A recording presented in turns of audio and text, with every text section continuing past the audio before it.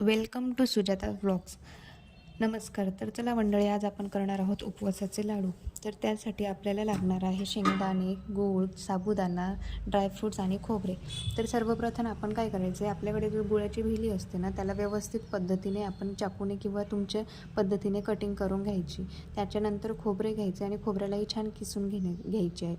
त्यानंतर ड्रायफ्रूट्स घ्यायचे आणि ड्रायफ्रूट्सही व्यवस्थित तुम्ही हाताने किंवा मॅशरने कशाने तरी ते कट करून घ्यायचे. त्याच्यानंतर आपल्याला लागणार आहे शेंगदाणे मस्तपैकी भाजून घ्यायचे. ते भाजल्यानंतर आपण जो साबुदाणा घेतलेला होता तो साबुदाणाही आपण कढईत टाकायचा आणि व्यवस्थित परतून घ्यायचं. त्याच्यानंतर तुम्ही जे किसलेले खोबरे होते ते खोबरेही परतून घ्यायचे.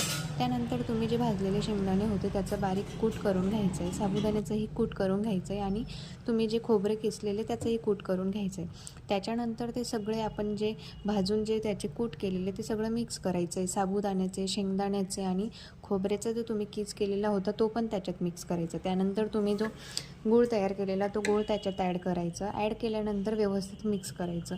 मिक्स केल्यानंतर ते एकजीव होण्यासाठी ना थोडंसं तुम्ही तूप तिथे गरम करून घ्या आणि ते तूप तुम्ही व्यवस्थित पद्धतीने त्या मिश्रणामध्ये मिक्स करा.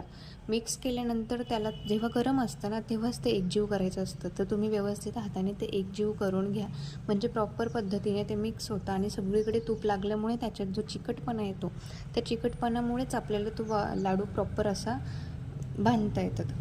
तर तुम्ही बघू शकतात की आता मी ते सगळं मिक्स केलं आणि त्याच्यानंतर मी एक एक लाडू असं व्यवस्थित करत होते. तर हे लाडू करताना मला तुम्हाला एकच सांगायचं की ज्यावेळेस तुम्ही ते साबुदाणा भाजून त्याचे जेव्हा मिक्सरमधून तुम्ही पेस्ट काढतात ना तर ते एकदम प्रॉपर पद्धतीने खूप बारीक तळा, म्हणजे ती अशी पावडर झाली पाहिजे साबुदाण्याची, तेव्हा एकदम छान असे ते लाडू तयार होतात आणि खूप सुपर लागतात. तुम्ही हे डेली यूजसाठी किंवा डेली रुटीनमध्ये तुम्ही एक एक खाण्यासाठी करू शकतात ते. तर तुम्ही बघू शकता की किती सुंदर पद्धतीने इथे लाडू तयार झाले. प्लीज ट्राय करा.